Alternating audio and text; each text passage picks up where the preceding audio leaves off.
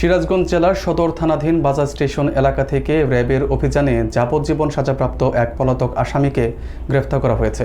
গ্রেফতারকৃত আসামির পরিচয় মোহাম্মদ সুনা, পিতা মৃত ইসলাম, গ্রাম শাহেদনগর ব্যাপারীপাড়া। আসামিকে পরবর্তী আইনানুগ ব্যবস্থার জন্য সদর থানায় হস্তান্তর করা হয়েছে। বিস্তারিত থাকছে হেলাল আহমেদ ঈশানের প্রতিবেদনে। সিরাজগঞ্জে র্যাবের অভিযান সফলভাবে একটি গুরুত্বপূর্ণ পলাতক আসামিকে গ্রেপ্তারে সক্ষম হয়েছে।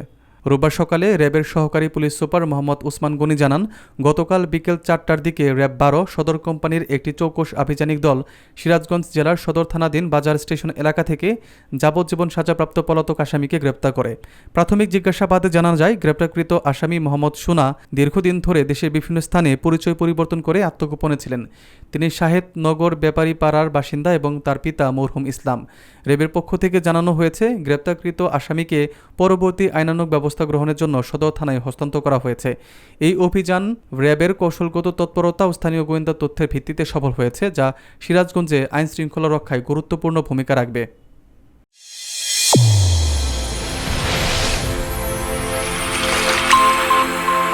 চ্যানেল A1 হৃদয়ের স্পন্দন।